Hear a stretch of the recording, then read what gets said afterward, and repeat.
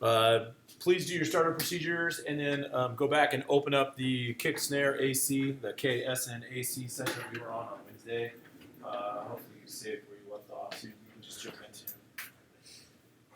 jump into it for today. We're going to do this for a little bit and then discuss some of the parameters that we're working with for Elastic Audio today. So it should be pretty cool.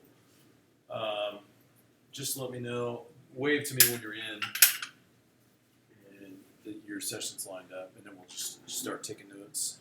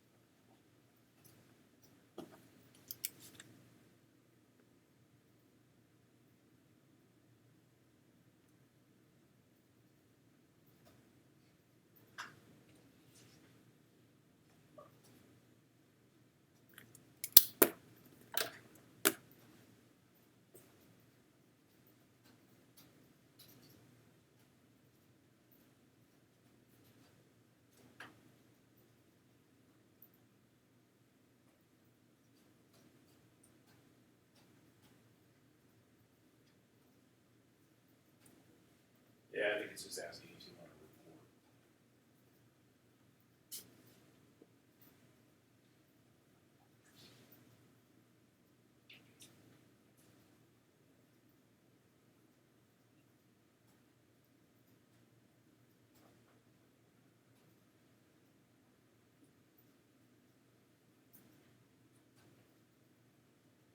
Did you open that session? Last worked on. Okay, there you go.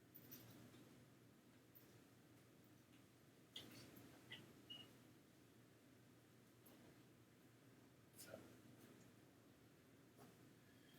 actually, why don't I just tell Dawn how to find the link? Just hit OK. See what it'll do.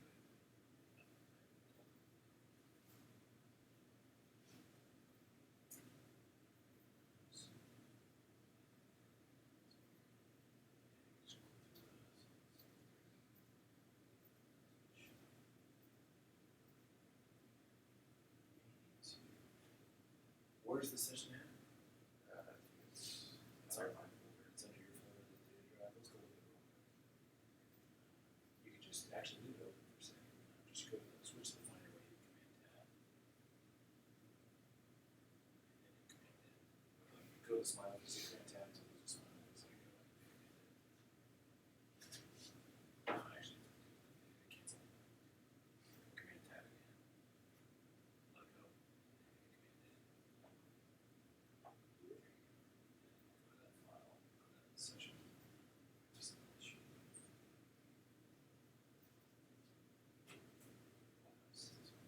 Oh, that's why.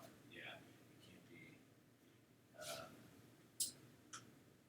Should have been under one of these. When it's out here like this, it's competing with all these other folders, and it needs to be in its own isolated folder. I think it might have been the other one. If you go back, I think it might have been this one. And what you should be able to do, yeah, it's in this folder. There you go. And I would open it from here. It'll just say, do you want to close this one? Hit don't save. Yeah. There you go. Okay. Sorry, if you were working in the other one, you'll be fine because we'll go back to kind of we're gonna do stuff. You're okay down there, right? Yeah. Okay. Sorry about that. I just want to make sure everybody's in the same spot. Okay. So today what we're going to talk about is manual editing using Elastic Audio, which is stuff that we did do last week. But the difference is last week we did the automated version, and then we did manual edits without Elastic Audio, and we didn't get into the meaty stuff for Elastic Audio, which is a little more of an advanced property. So let me just say this. This is your first real advanced procedure, okay? So it pairs step-by-step work with you actually having to assess the information and make a decision on your own what needs to be moved and how. Okay, so the one kind of gray area about this, which is different than when we were working with drums, is that a lot of times when you're dealing with these kinds of files, like we're going to be back on the guitar like we were last week, it's all about taste, for one, and perception, right? So you actually have to put your headphones on, you have to listen side by side, left to right, and kind of get a feel for the timing mechanisms. But what we're going to talk about today, and what I'm going to show you, is how you use elastic audio to essentially move and manipulate the audio files from their original location. So here's the catch. So in your notes, I want you to just jot down a few things. These aren't step-by-step procedures. This is information that you do need to know. Well, the first thing we did on Wednesday is we had to switch the audio over here from samples to ticks. I don't know if you recall doing this, but we had to switch this option over here from samples to ticks. Well, just to clarify how this works and why this works, in order for elastic audio to work, so you just put in your notes, elastic audio. How elastic audio works is it basically dumps a layer of almost like a grid on top of the audio, and it slices the audio without cutting it. It basically analyzes it as if it was MIDI. So underneath elastic audio, you might just want to write down editing audio as if it was MIDI. Audio is not MIDI because audio, of course, is an actual printed audio file. But what they're going to do is they're going to throw basically a grid over top of your audio and then slice it up according to that grid as if it was MIDI. Obviously, the issue with that is it's not MIDI, so there's a lot of room for error, and there's a lot of room for you to have to make actual decisions about this. So here's the big thing. When we move from samples to ticks, samples were set and decided when you set up the session. So on a 44.1K sample session, samples per second in the session for everybody that's sampled, every clip that's in there, every one of them has 44,100 samples per second as a snapshot. Okay, so if we were to look at 1 second and break it up, there essentially were 44.1K sets of samples or snapshots. If we extended that or took that second, stretched it out to twice as long, how many samples did we end up with per second? If we stretch the piece of audio to be twice as long. Yeah, essentially 22, half, right? So one of the issues here is audio, all right? Even if we look at it as MIDI, we may have some sample rate adjustments or things that are going on with the sample rate. But here's the thing you need to write down. What we're going to do is we're going to put it into tick mode. And you could just write in tick mode. And it's a way to analyze MIDI. All right, it's a way to analyze MIDI. We're going to use it to analyze audio. Okay, so all tick mode is essentially it's a resolution analyzing formula. In this analyzing formula, the next thing I would write down is that it takes 960 ticks to equal a quarter note in terms of resolution. So the resolution for ticks is based upon quarter notes. Okay, so 960 ticks equals 1 quarter note. How long is a quarter note? Okay, 1 beat. All right, it's kind of a trick question because the duration of the quarter note is determined by what? Exactly, tempo. So the cool part about using ticks is ticks are based upon a resolution inside of the tempo mapping. So what happens is the elastic audio, or I should say the audio, is going to get this elastic audio treatment by putting some sort of analyzing formula of 960 ticks per quarter note over top of it based upon the tempo, okay? So what happens is these ticks, and that's not what you see here, but the resolution ticks analyze each quarter note as it goes over time, which means that by breaking it down so finely, it allows you to drop in what we're going to work with today, which are warp markers, to extend and move or adjust small portions and in very small increments the actual audio itself, and basically treat it as if it was MIDI. Now, the first time you had done this, you did it manually, and you did it by quantizing. The quantizing formula, basically what it did was it went in and it analyzed, and it gave these, it actually gave these markers, what we call analysis markers. And these analysis markers were all the highlighted points to where it thought or saw audio changing based upon an algorithm that you see here. And in this listing, there are several different algorithms that you can use for Elastic Audio, and these are called Elastic Audio plugins. So in your notes, you just might want to jot it down, just write Elastic Audio plugins.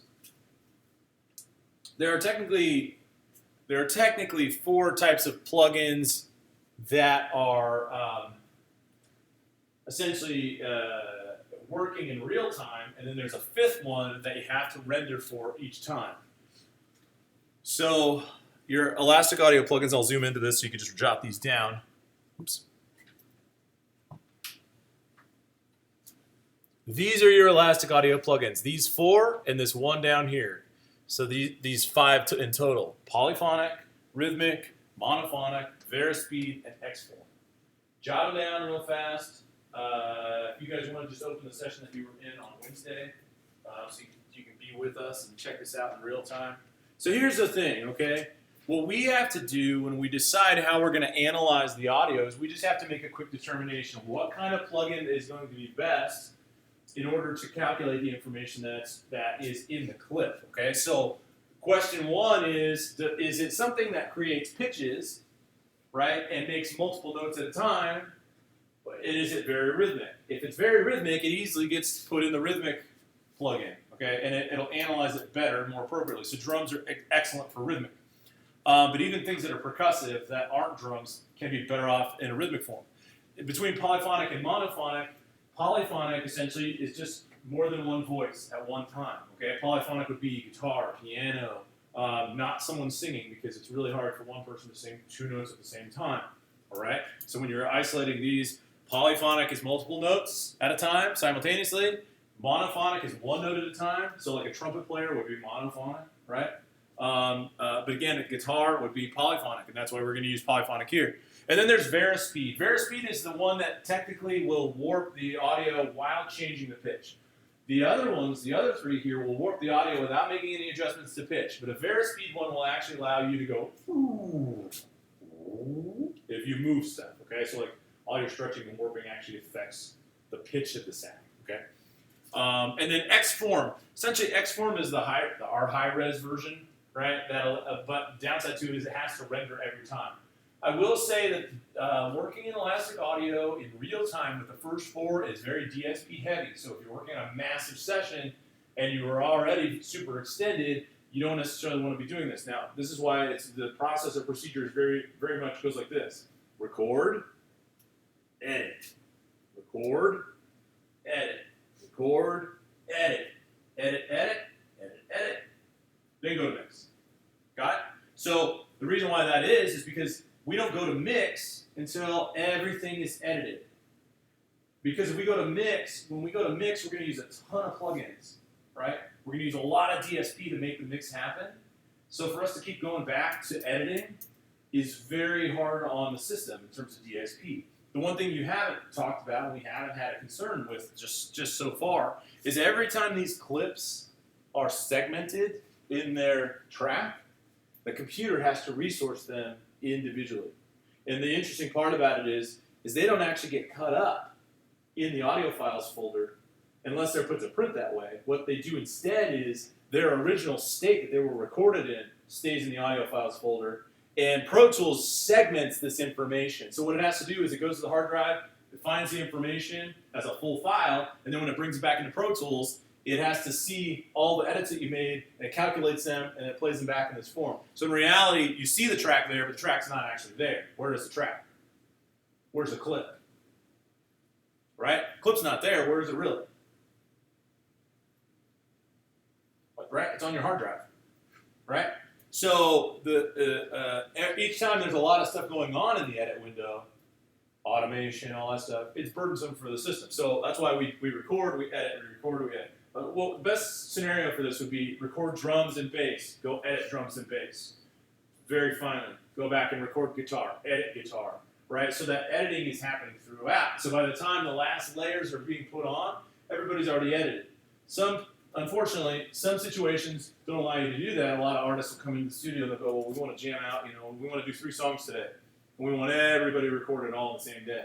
Well, the downside to that is you're literally recording everybody in layers, but no one's being edited before the next person comes in. Does that make sense? So like a lot of them are playing, but what happens is by the end, you're like listening to these parts where there's discrepancies and they do them together because they were never edited correctly. Sometimes that could be pitch oriented. It could be timing oriented, things like that. Anyway, all of what we're going to do with Elastic Audio here is going to be based upon timing. Elastic Audio can also be used to manipulate pitch. It's not preferably a replacement for Auto-Tune because there are Auto-Tune plugins, but you can actually manipulate pitch by using Elastic Audio. So here's what we're going to do. Actually, I just need to show you just a few items here, and then I will give you some steps. Now, once the first time, I'm just going to back off and go into this. The first time you activate this, oftentimes what you'll see is the information may go gray until it's completely analyzed and it's ready to go. And there is, I don't know if this one's showing, oh, it's not. There is an icon here at the top, and it's this information right here. And let's see if it'll do it if I do it again. I don't know if it will. If it'll blink. Oh, no, it didn't. Probably because it already analyzed it the first time. What happens here is this icon up here basically just means that the system's not processing information if it's green. If it's green, it's ready to go. If it's red, system processing information in the background, it's not ready for you to do anything with it yet. So a lot of times, the first time you click that, it'll flip over to red status. You'll see all these guys go gray instead of being colored, and you're not able to do anything with them yet until they flip back to being essentially looking like they're colorful waveforms. Step 1 for you guys when working with Elastic Audio is, and we did this last week a little bit, so step 1 in working with Elastic Audio is change your clip from samples to ticks. Okay, so you're going to change your clip from samples to ticks. Pro Tools was pretty smart when they built this system because they were trying to save real estate. So there's not a huge button that says change from samples to ticks here, right? Essentially, it's this little icon right here. It's a teeny little guy. So it's just got to be green, right, in the ticks, okay? So change from samples to ticks is step 1. Step 2, choose an Elastic Audio plugin. And again, if you don't know, what I tell most people is if you don't know, if it's drums or something rhythmic, use rhythmic, right? If it's not rhythmic, what's the easiest thing to do? Just choose polyphonic, right? Because if it's monophonic, it's not going to hurt it. But if it's monophonic, or if it's polyphonic and you choose monophonic, it might be very difficult for it to understand. So you're going to choose an Elastic Audio plugin, and it's kind of weird because the menu is here. I will show you this. I want to show you just something real quick. I just switched these guys to small. You might want to just put in your notes somewhere around the top, just as a tip, okay? A tip. The best view for you to be in from a size standpoint in the edit window is medium. And you get that by clicking the ruler here. Notice I just went to small and I lost the menu for Elastic Audio. You see it's not there anymore. So you do actually have to be at least at a medium size. Step 3, switch to track view selector analysis. The track view selector is this little box. If you ever wonder, you guys should still have all your tips turned on. Just hover over it. It'll tell you what it is. But this is the track view selector, where it normally says waveform. You're going to switch to analysis. The reason you want to go to analysis is you just want to double check that the analysis had come through. So after you switch over, if you're seeing all these hash lines, then it has appropriately given you some sort of analysis information. And in this area over here, and I don't know if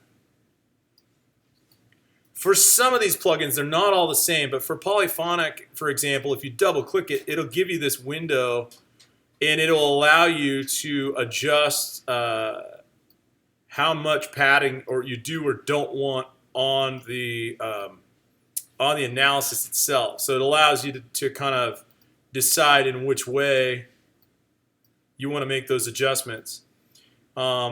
allowing there to be milliseconds worth of a buffer between where it's cut and where it actually resides. The reason why that might take place is what we're going to do when we move the warp markers is we're going to align, a lot of times, we're going to align the warp markers to the grid. If we choose a certain millisecond pad or what they call a window, what it'll allow us to do is it'll allow it to slide the marker starting point for the analysis so that there's a little bit of grace room one way or the other. And the reason we would need it was it would a lot of times be if the attack of the item that we're working with is very slow, we may not want the beginning of the waveform to be aligned to the grid. We may want a couple milliseconds, down the line to be aligned to the grid because of how long the attack takes, right?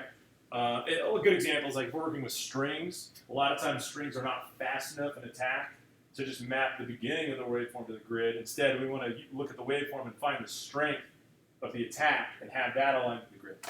In this case, the guitar is not going to have this issue. So technically in your next step, after you've chosen switch to analysis, you're going to go to warp. Okay, so in your next step, you're going to switch to warp.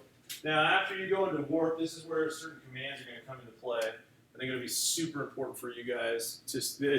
I'll say this: this is a beautiful system, but it's like one of you just can't be very click happy. Okay, as soon as you get hovered over this with your tool, you click anywhere here on accident, it's going to move it.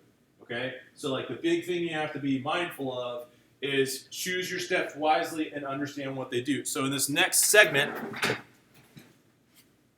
we're going to have to kind of talk about what these items do. And it's so weird because they don't, it's like, I remember the first time I had to learn this, I was like, I don't understand what the hell is going on, because the problem with it is it doesn't say any of this information that you're about to see, okay? It shows a symbol for it, but it doesn't give you any more information beyond it, okay? So in the next step, switch to the grabber tool. So I have to talk about, I want to talk about the types of elastic audio manipulations or moves, okay? So when you're off to the side somewhere or very down below, maybe just write in, because these will be very important, types of elastic audio manipulation.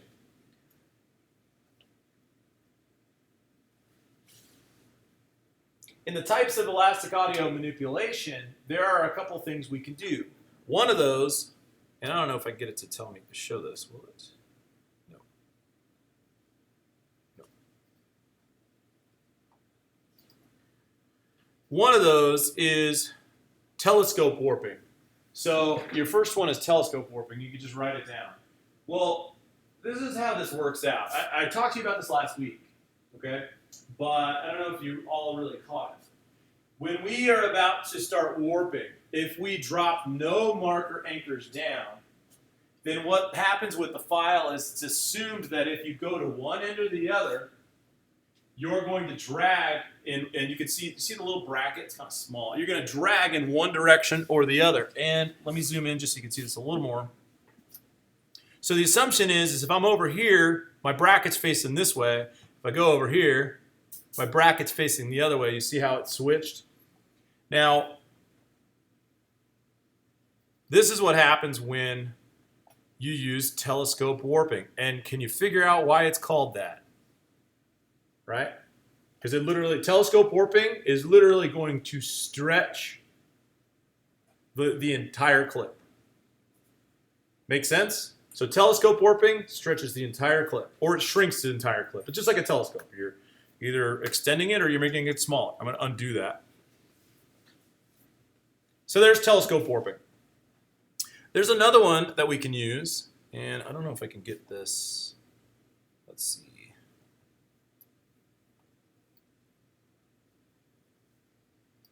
No, it's still going to do it that way, isn't it? And I think the most popular one that will be useful today, the one that you really will use today, and it's called range warp. Range warp, you could just put in range warp. It only warps a small range, but guess what? It's user defined. Okay, so range warp only warps a small range, but it's user defined. So where you do it, it's going to be interesting to watch you guys do these today because again, it's to taste.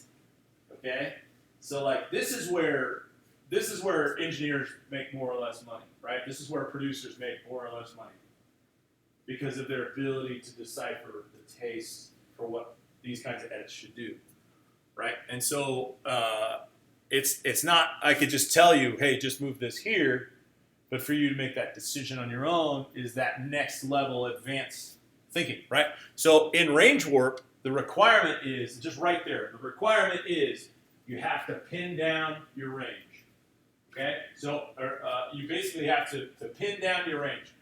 How do you do it? By creating warp markers. This is where we're going to pick up in the steps. I'll just say this. The odds of you using telescope warping are typically very slim unless you're just trying to cram something into a tight space. So, and if it's void of time, or maybe it's void of bars of each, should I say, then it's not an issue. Remember the voiceovers you guys did?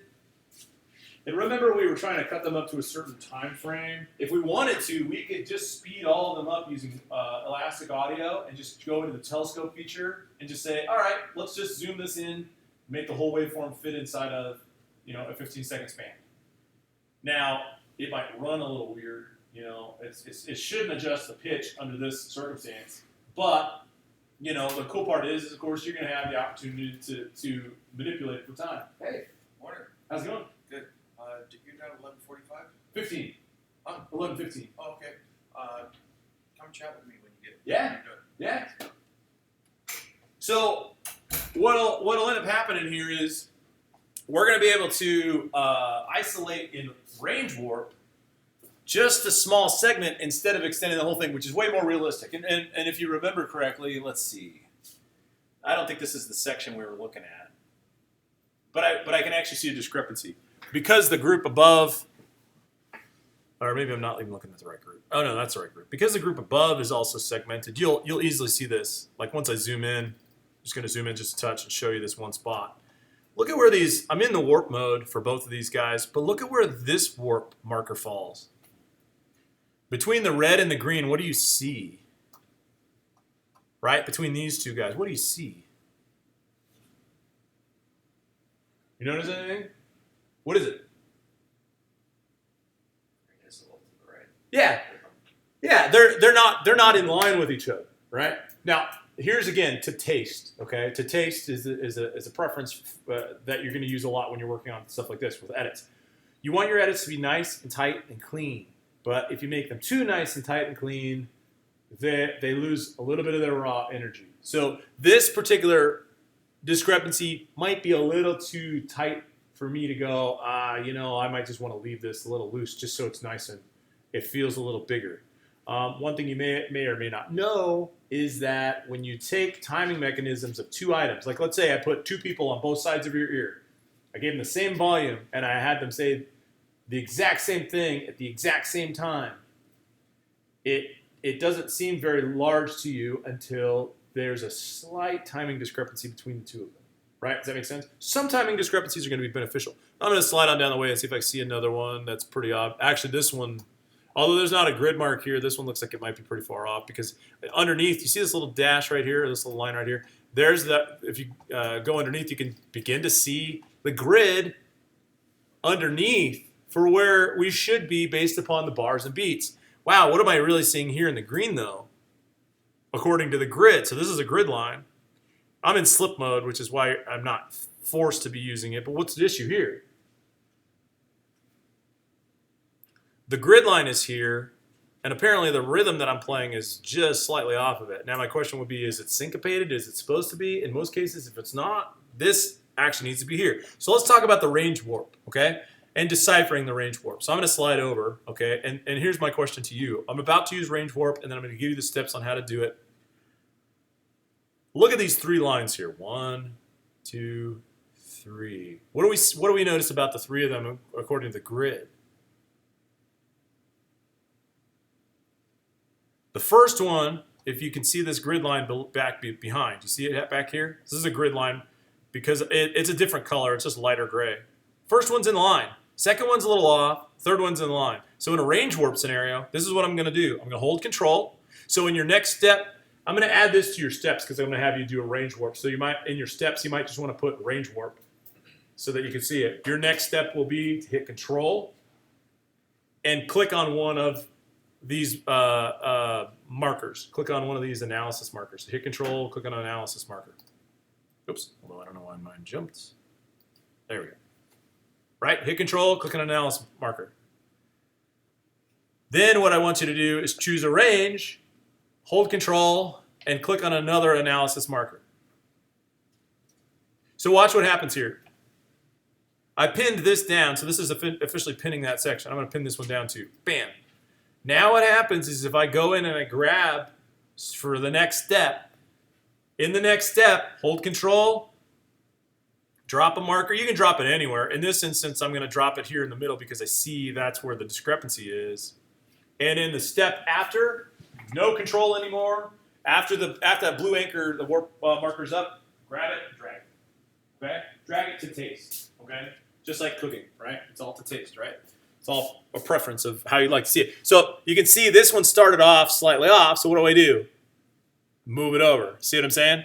Now, what it'll do is the tighter you manage these groups, like the smaller you make your warp group. If I made my warp range this big, then if I move something in the middle, there's a lot being moved on either side. But the smaller you make those range segments, the tighter everything around it is, which means that it's not moving everything else so drastically. Does that make sense? So you want to keep them fairly small. I would keep them inside of a measure, right? The grid you see back there behind us is a quarter note grid, so that's only really the value of 3 quarter notes you can see there, and the adjustments were between the 2 quarter notes here. So we should be nice and safe. After you're done, in the final step, when you are happy with your work,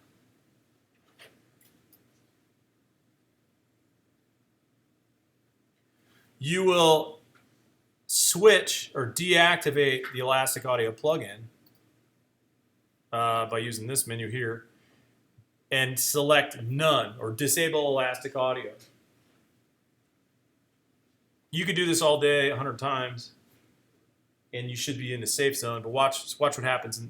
It's going to say Disable Elastic Audio, and it's going to say, are you sure you want to commit to this? You can revert by getting rid of all the stuff you've done, or you can commit. What it's going to do is, and so your final stage is hit commit. What it will do is it's going to lock all the movements that you made. If you made a bunch of stretching, it essentially locks that into place. Catch with this is you can't go back. Okay, so there's no going back from this state. What you could do is go retrieve the original clip from the clips list and drag it in. Also, one thing you could do is you could even furthermore go and actually use the playlist by creating a new or a duplicate and go back to that duplicated playlist option. Once you hit commit, you're locked in. Okay, and then it's going to take a moment. It'll rewrite it. It should put it right where it belongs. So you can see that this little spot falls right where it was supposed to now. Nice and easy. Either way, when you're in Elastic Audio or when you're out of it, it'll play fine. It just might be, it's going to be heavier on the DSP to leave them all actively in Elastic Audio. So you want to be able to switch back and forth. Does that make sense? So a lot of times when you're done and you're happy, go ahead and put it to print. Essentially commit to it. What'll happen here is, of course, in every time we do hard edits, what do? Right? Every time we're about to do a hard edit, what's our first move? Hard edit. Step 1 is back up. What did you say? Yes, that's it. Duplicate, right? Duplicate the playlist. Hard edit, we have to duplicate the playlist, okay?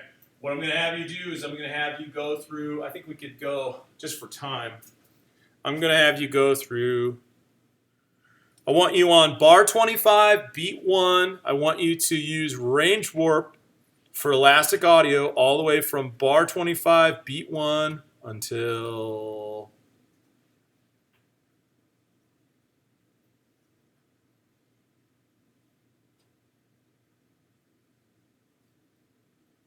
go, go, go, go, go, go, go. Almost there. Should be a gap. There we go. Bar 25, beat 1 until bar 39, beat 1.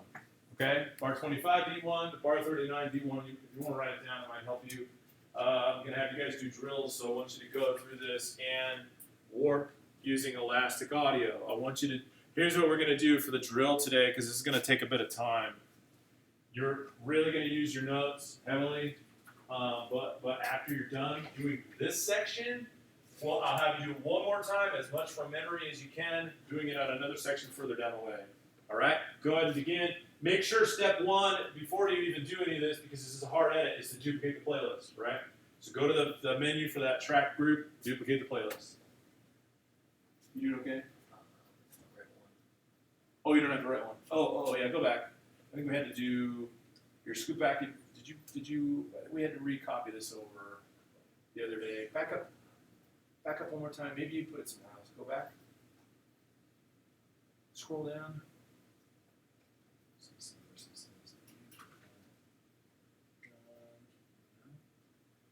Well, then let's have you pluck it off this server one more time. And yeah, shared student files. I think it's just down on the top. Yeah, it didn't end up in one folder. Go back and then scroll down.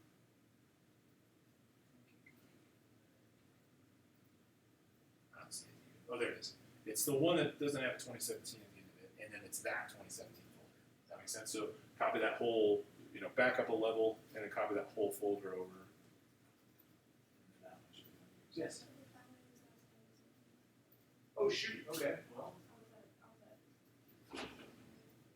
Oh, that's why. Yeah. Okay. So what you could do is you could just hit Command N real quick, and and then grab this window and slide it over, and then this one. Is that on you right now?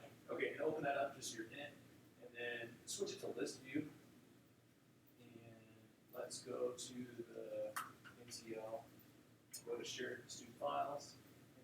Put that back in list view as well, so you can see it as a list. There it is. It's this one that's K. Yeah, that one.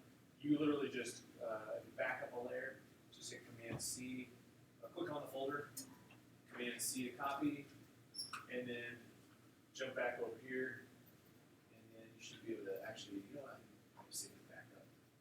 Click on your folder, don't double click, single click, Command V.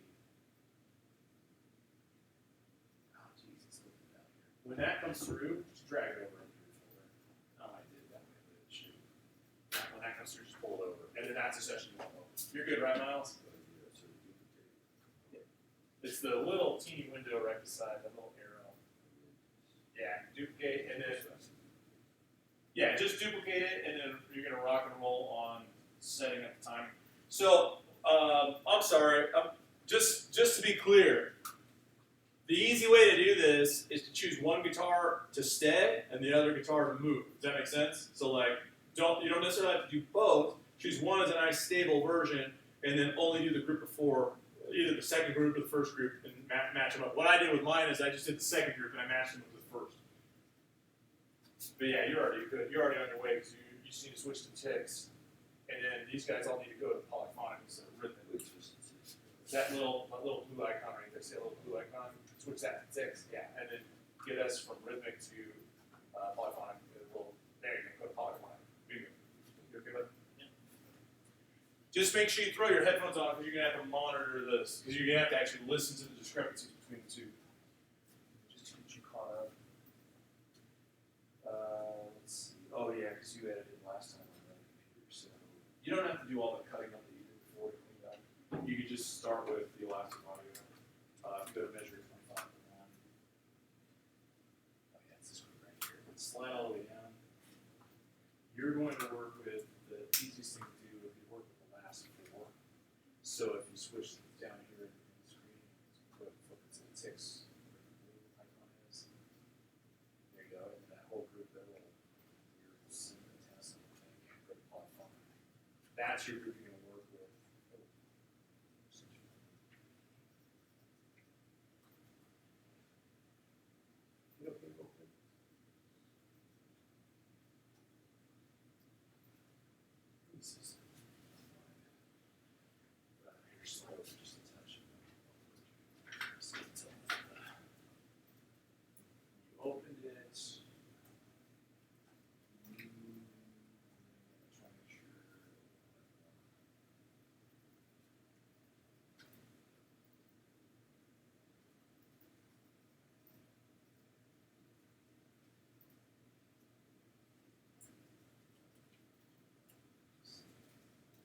just make sure that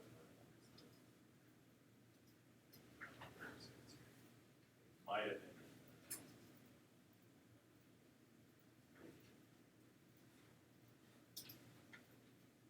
Yeah, you know what? You might have, I don't know how, you might have somehow opened the session from the server side instead of the one you just copied over locally.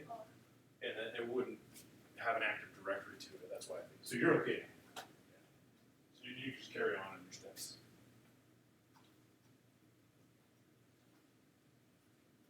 Yes.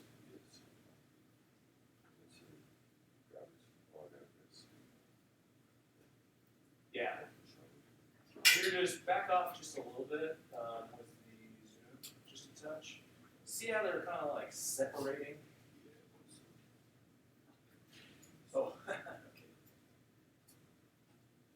I think you just need to be zoomed in just a little, or zoomed out just a little more, because I think you might be in too far.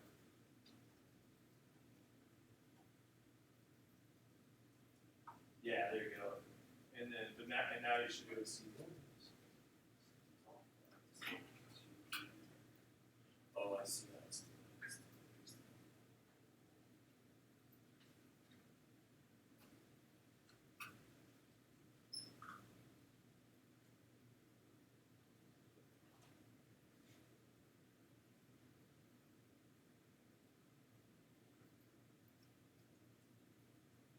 Yeah, exactly. So, well, what happens is after you make your first move, so like right now, see how you're dragging it? Yeah, it's sliding everybody. Hit undo so that it goes back to its normal state. There you go. When you do your range, all you're going to do is hold control and then make sure you just pin your location. So like when you pick your range, if you see something off, like great example, like I don't know if this is really that far off, but if it is, if that's supposed to be on that grid line, in order to move it over, go pin out here on the left, go pin out here on the right. So just hit control, throw a pin down, go over to the right, hit control, throw a pin down, and then go grab that. Now you can just grab it and slide it. Does that make sense?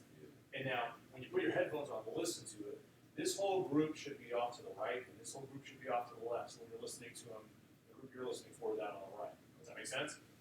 So, you know, I just want to highlight that section and just kind of see. What's up? Oh, hit undo. And Z. Okay. And then, well, what do you hit? Click control. And then, what you're going to do to do the range warp is you're going to pin the front. So hit control and then drop any anchor in here and really front. So hold control, just click it so it's front. Yeah, anywhere is fine. There you go. Okay. And then you're going to click down here off to the left. To the right, sorry. These ones seem fine. This one seems off. See where that grid line is and where the actual part falls. So I go and hold control, drop one here. Yep, and then go back here, drop another one here, and then grab that. Now you don't have, you can, when there's a marker there, you don't have to hold control to add it, and once it shows that plus sign, you grab it, drag it, and I will slide to the right so they're aligned. And then you're just gonna go all along the way and try to line these up. I mean, if they're not really showing, then it's fine. What you can do is if you grid at the top, you can switch your resolution to quarter note, and it'll give you more grid values underneath. See, so you get a little tighter. That just needs to be. See, if you're going to move this, you just got to pin the outside. Does that make sense? Just keep pinning the range, and just raise your hand when you think you're reasonably there. No rush, but you know. And if you need to, you might want to alternate between slip mode and grid mode in order to be able to move or manipulate the way that you feel best based upon what you hear.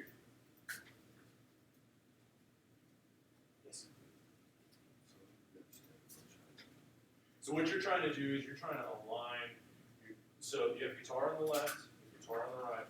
You're trying to align them so that they're right on time. There are two different performances. This is one performance and here's another. So you have to do it based upon what you hear. You can also do it based upon what you see because each one of these lines needs to line up to the grid.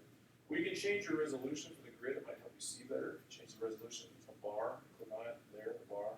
Little bar symbols equal 1. Yeah. Switch it over to quarter note. There you go. And now you'll see more tick lines along the way. And you're just looking for, does it sound behind? Does it sound like it needs to be tight. You can see them if you slide over. You can see them as you go. You can see some of these get real tight, some of these get loose. Like this one's like real close, but now it can be on. Where they go, this one right here. So you're gonna pin it on the outside and then grab it in the middle and move it over. Does that make sense? Yeah, you're gonna try to align, but you put your headphones on and listen to them and make sure it sounds appropriate. Some of these, it's like this one. Where was it? There was one that was off. Like this. See how far that's off? I can't tell if that's intentional and it's supposed to be like that based on the rhythm that's being played. So you might want to listen to it. If these two sound off from one to the other, then you know you need to make a move. Does that make sense? Yeah. Anybody need to sign in? You okay? You? I have a question. So are we editing the guitars? Because I don't have. Yeah, or you don't have guitars in your. Oh, and then you're in the wrong session. Oh, crap. Which is fine. What you could do is I would save where you're at Okay. and then close it. You had guitar in your session last week. Yeah, I did. I thought this was right. Yeah. Okay. So back it up so you're in your folder. Oh, that's it. It's that one. Yep. There you go. And when you open it, you can just say, yeah. There you go. It didn't even ask you. Cool. Yeah. There you go. And you're already kind of set up down here on this Yeah, flash group. that's So super just go to bar 25, beat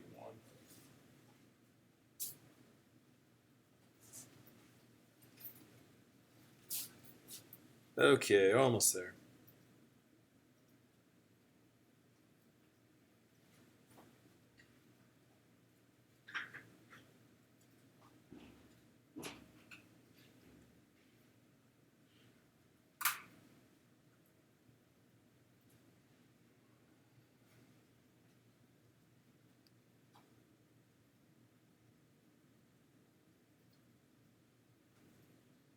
All right, I'm gonna give you another 5 minutes. You can work on this, and then we'll talk about what's next. We're getting into that next level.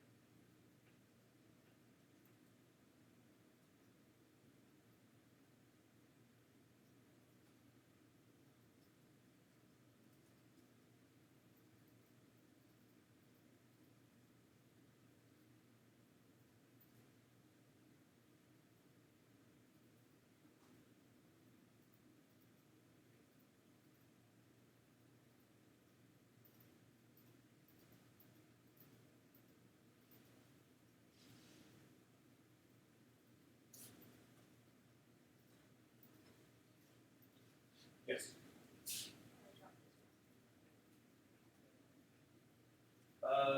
Click off of it, or maybe try clicking out the open field. Maybe just select something. You should still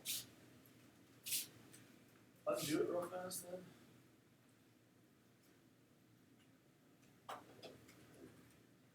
Had you already done a warp move? No, was that your first? No. But I mean, like, were there any other markers? Had you laid down any other markers? Oh, you did. Okay. Let's see. Try moving this one. So you drop these two. Try moving that middle one over to where that line is real quick. Just grab it. Yeah, drag it. Oh, I wonder why I did that. Maybe it somehow selected it instead of. Actually, float over here for a second. Click on it. That's fine. Because when you don't hold control, it thinks it's just being a grabber. grab or normally just grab the whole thing. So that must be, you might have just done that because you highlighted it. So I think you can hold option. And then hover over it again. Click again. Well, click up here. Just yeah. So you can just should be able to just keep going. Yeah. Just make sure you're listening to it too, like you're pre-reading it based on what you hear.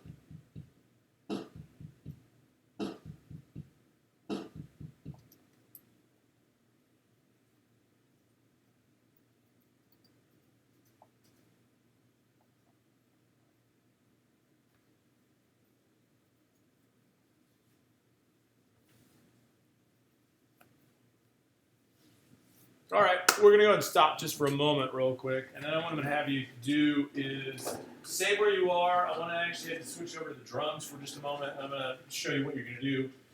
Let's talk about what you just did though. How many of you got kind of through it? Some? Okay, so maybe talk me through like what you were hearing, what was helping you, what kind of stuff you were looking for. One of you guys? Go for it. I just looked for anything that was really out of line and just listened to it once and I don't know, I didn't want to clean it up too much, but parts that were really out of line, I just fixed that. Were you hearing confirmation about what you were seeing when you're listening to it and play it back? Yeah, a little bit, yeah. Yeah, I mean it's small, it's not huge, luckily, right? So, but thoughts? Any other thoughts? Anything that was helping you along the way? Anything troublesome? No, a little weird clicking into stuff. Anything that was troublesome? No, I mean it's actually not a difficult task. This is an advanced technique. Unfortunately, a lot of Pro Tools users still have not learned a lot of this process, mostly because of the fact that they'll skip a step like choosing the plugin. They'll go, I don't understand why I can't just move stuff around. warp mode doesn't seem to work, they don't choose a plugin, or they don't switch over to tick mode, or they, or the analysis markers aren't aligned, so they don't know where to put their grabber tools, so they don't understand how the elastic principles work. I want you real quickly to go to the drums. I think the drums are already in rhythmic mode. They should already have the rhythmic plugin in. What I'd like for you to do is take bar 1 and manipulate some of the elements about it. You're going to see this gets a little different when this one's already been quantized, which is why it's the way that it is. Please do me a favor and switch over to 8th note grid. I mean, you could really, I don't know if you could do much with 16th. I think 8th will keep you inside the safe zone. Also switch to grid mode real quick. So watch what I'm going to do here. I'm going to jump to the beginning. And what I'm going to do is I'm going to highlight a bar. Let's see, I just need bar 1. Okay.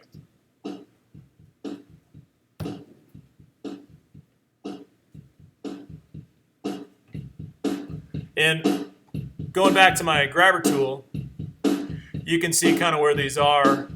What I'd like for you to do is just take the next 3 minutes and manipulate the beat on bar 1. You only need the first bar. Watch what I'm going to do. I'm just going to move the snare. Let's see, I actually need to grab just the snare. I'm going to move the snare up a level. Oh, for some reason. And I noticed it's the first time I grab one. For some reason, in some instances, it won't let me move it. So watch what I'm going to do. If you hold Option, it gets the grabber into this minus thing when you hover over the marker. What this will do is it'll delete it. So what I'm going to do is delete the marker. Then I'm going to go back in, go to slip mode, hit Control, add the marker back, go back to grid, drag the marker to the grid. And actually, oh, I see the issue with that. You know what the issue with this one is it needs a grid mode before, or a marker before. There we go. Now what I'm going to do is I'm going to move it up here. So check out how this changes the rhythm. So I didn't just move it to the grid, I moved it a whole grid over. So I don't know why it just did that. The heck?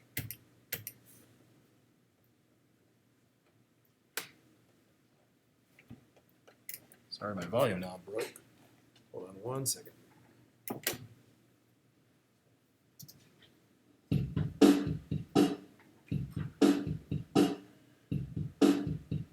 All right, so let's see. So what I'd like you to do is just take the next 3 minutes and manipulate where these fall in the grid in a single bar form. Because what we can do is notice how it just very fluidly, that edit makes it sound like it was performed like that, right? Even though the original performance is very different. So again, go to the drums. Make sure your grid is in 8th note mode and you are in grid mode. You're going to need to drop, make sure the elastic audio plug in there is rhythmic. You're going to need to drop an anchor on the very first beat to get going. It looks like your plug-in turned off. Oh yeah, your plug-in's deactivated. Oh, what just happened there? What was the last thing you did?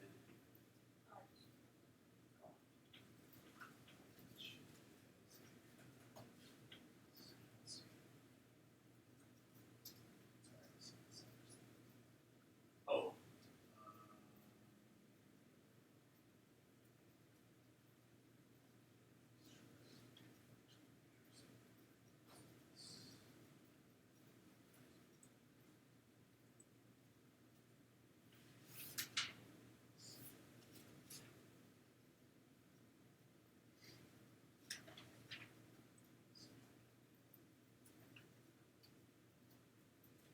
Were these playing in the background? No.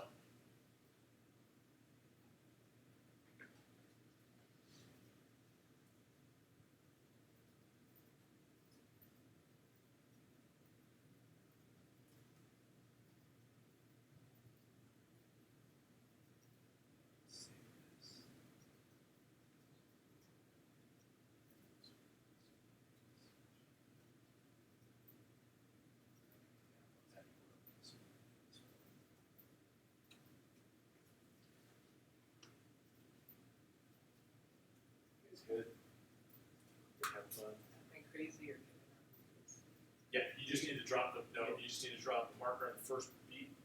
So hold Option control, sorry, and you go all the way to the first beat. Oh wait, you're in smart, yeah, make sure you're in just grammar alone. There you go, drop it there, and then when you do these, you can move them, try to grab it and slide it, not the first one, but, let go of control, sorry. Oh, weird, yeah, it should be, yeah, delete it then, here. Just, or actually click out of this range, see how you're in highlighting the range, let's click out of it just for a second, you can just click up top, and then go down below, and see if it'll let you grab just the one. Oh yeah, it looks like it's doing it now. Click and drag it. But it's got to go to the bar. So click and drag it one way or the other. Yeah, there you go. I think it's just when you're selected on it, it doesn't let you do it. It's not the stronger. Oh, your view size is wrong, so you need to switch. Right? Remember how your track height. Yeah, in your track height, they all need to go to medium. There you go. Yeah, perfect. Yeah. So they're already in rhythmic, so you just need to switch to warp view. Right? You doing okay, bud? So yeah, so just don't forget you switch to warp view so you can see all those warp spots. Yeah, there you go.